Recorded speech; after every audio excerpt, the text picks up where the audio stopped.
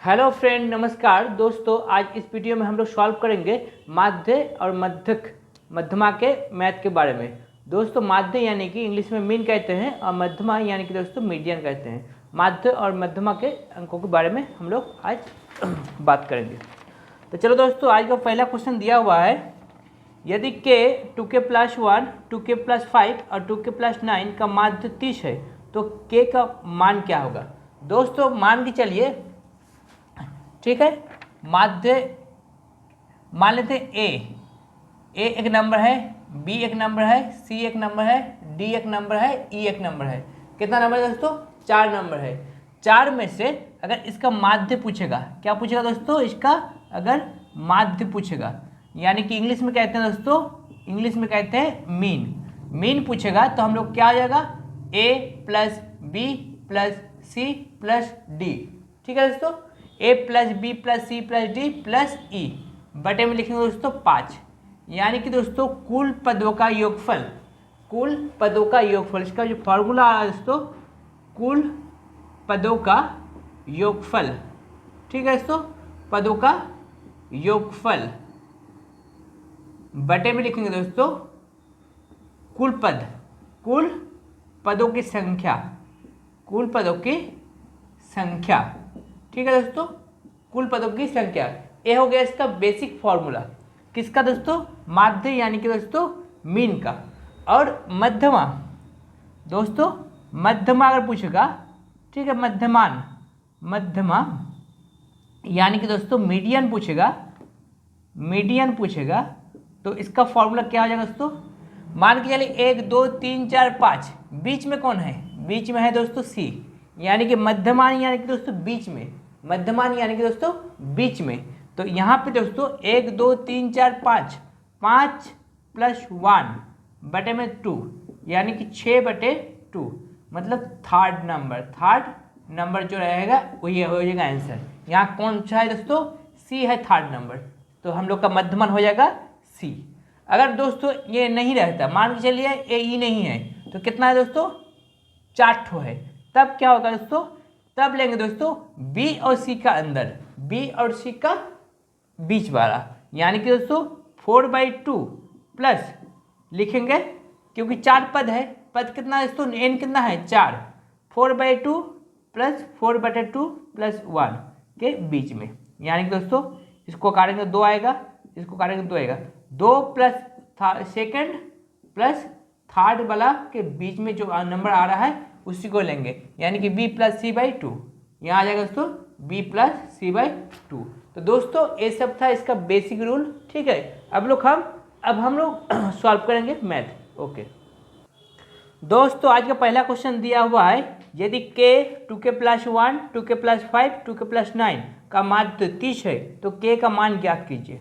दोस्तों यहाँ पे दिया है k, ठीक है, k 2k+1 2k+5 और 2k+9, इसका माध्य कितना दिया है दोस्तों? इसका माध्य दिया है 30, यानी कि दोस्तों इसका माध्य दिया है 30। ठीक है, तो इसको हम k का वैल्यू पूछा है, क्या पूछा दोस्तों? k का वैल्यू पूछा है, k का वैल्यू क्या होगा? दोस्तों यहाँ पे देख सकते हैं k 2k+1 2k+5 2k+9 माध्य, यानी कि दोस्तों हम कहते हैं दोस्तों मीन। ठीक है दोस्तों, तो हम लोग लिखेंगे m = 1 2k है, 2 2k, 2 1 + 2k कितना हो गया? 3k प्लस कितना आ गया दोस्तों? 2k, 5k प्लस 2k, यानी कि दोस्तों आ गया 7k। कितना आ गया? सबको प्लस कर देंगे, k 2k+1 2k प्लस बीच में 2k+5 बीच में आ गया दोस्तों 2k+9 बटे में लिखेंगे कुल पदों की संख्या 1 2 3 4, कितना है दोस्तों? 4 पद है। ठीक है, तो यहाँ पे इसका मीन कितना दिया है? 30 दिया है, तो 30 बटे में आ जाएगा k 2k+1 3 4 5 और 2 7k 7k आएगा, 1 + 5 6 + 9 कितना हो गया दोस्तों? 15 बटे में लिखेंगे 4। क्रॉस मल्टीप्लाई करेंगे दोस्तों, क्रॉस मल्टीप्लाई करते हैं तो आगे दोस्तों 120 बराबर आ गया हम लोग का 7k + 15, 120 बराबर आ गया दोस्तों 7 के प्लस 15। इसमें हम लोग लिखेंगे 15 को उधर ले आएंगे दोस्तों, 120 से 15 घटाएंगे तो कितना बचेगा दोस्तों 7 के इक्वल हो जाएगा 105। 7 से काट देंगे, 7 15 105, यानी कि हम कह सकते हैं के का वैल्यू हो गया दोस्तों 15, जो ऑप्शन नंबर ठीक है ए में दिया हुआ है। यानी कि हम कह सकते हैं ऑप्शन नंबर ए हो जा रहा है हम लोग का करेक्ट आंसर। ठीक है दोस्तों, उम्मीद करता हूँ आपको ये मैथ अच्छा से समझ में आया होगा। अब करते हैं अगला क्वेश्चन।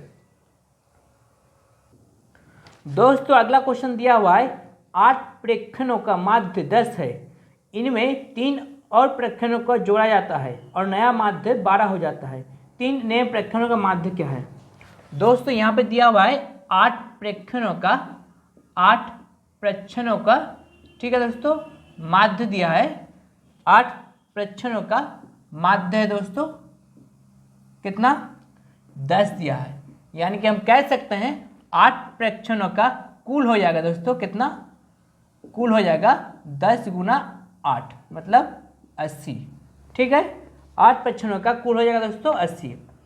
3 और प्रेक्षणों को जोड़ा जाता है, 8 से अगर और 3 जोड़ देंगे तो कितना होगा दोस्तों 11 प्रेक्षणों। 11 प्रेक्षणों का नया माध्य, 11 प्रेक्षणों का दोस्तों माध्य दिया है कितना 12, यानी कि 11 प्रेक्षणों का माध्य क्या दोस्तों 11।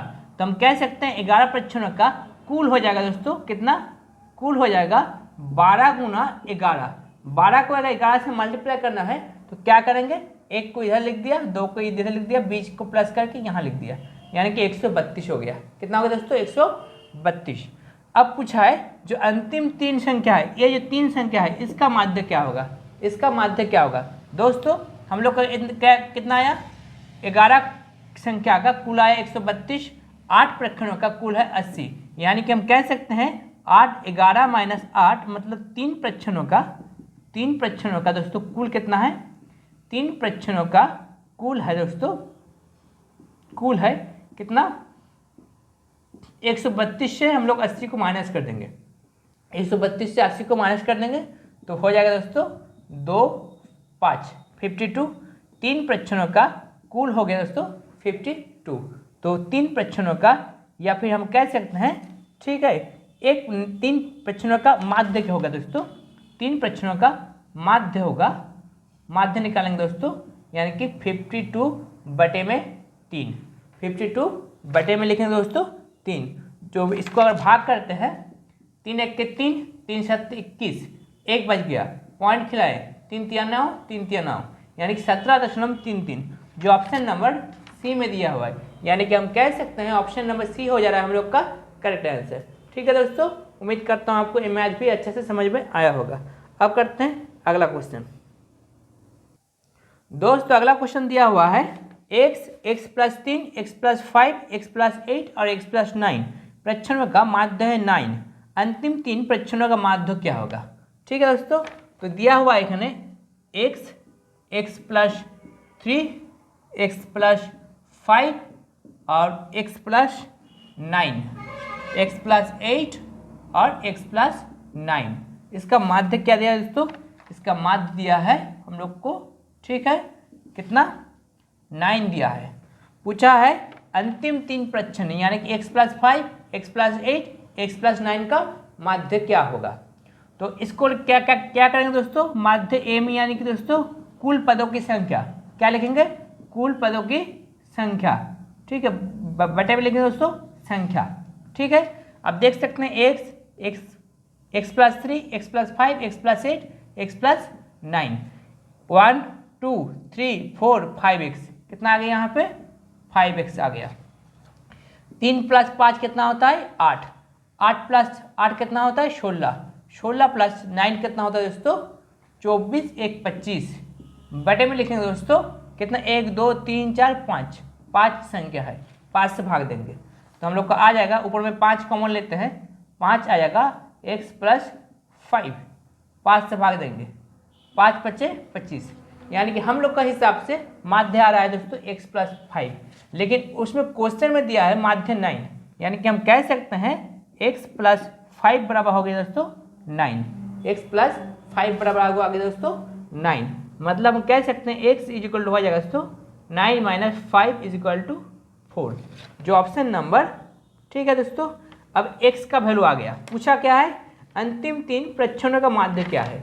अंतिम 3 संख्या क्या है दोस्तों, x प्लस 5, x प्लस 8 और x प्लस 9, यानी कि हम कह सकते हैं तीनों का योग दोस्तों, तीनों का योग माध्य यानी कि दोस्तों योग, तो x plus x plus x बन गया दोस्तों 3x, ठीक है।